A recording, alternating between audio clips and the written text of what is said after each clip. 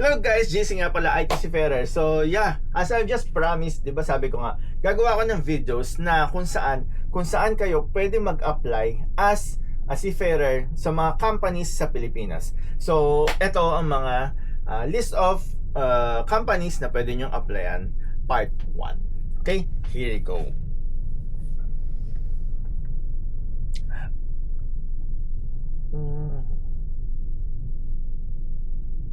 So yes, number 1. Eto, syempre, yung company ko mali.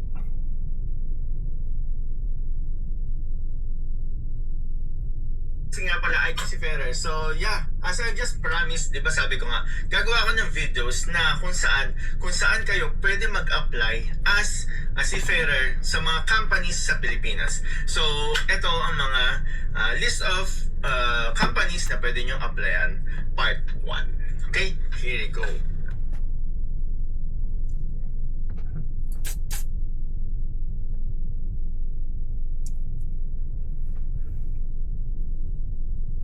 So yes, number 1, my very own Magsaysay. So yes, Magsaysay, dito ako nagtatrabaho ngayon.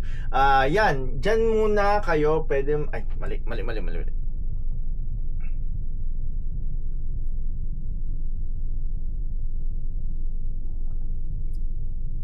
So yes, number 1 on my list is Magsaysay. So yes, bakit number 1? Kasi dito ako nagtatrabaho. So yeah, punta kayo sa Magsaysay Career sa may Facebook nila. So yun, doon kayo pwede and punta rin kayo sa website nila na magsaysaycareers.com. So yun, doon nyo makikita at doon nyo malalaman kung paano kayo mag-apply. So lahat yun from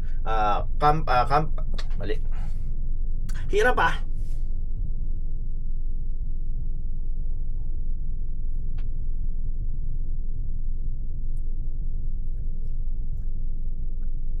So yes, ayun nga, number 1, Magsaysay. Bakit Magsaysay? Kasi dito ako nagtatrabaho ngayon. So yeah, Magsaysay Careers sa Facebook account nila, and meron pa isa, yung website nila. So that's magsaysaycareers.com.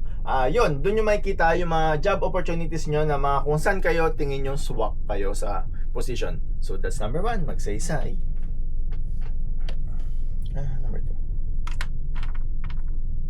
Number 2 is ayan.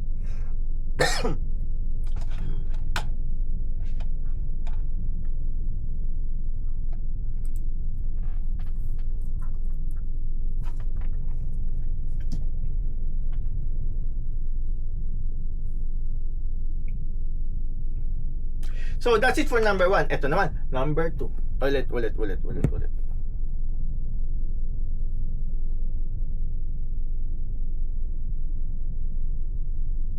Promise, di ba sabi ko nga,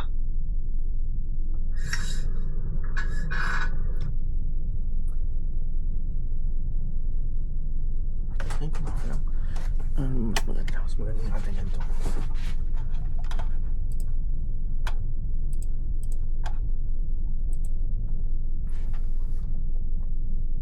So I have just promised, di ba sabi ko nga, gagawa ako ng videos regarding sa kung saan kayo pwede, ay mali.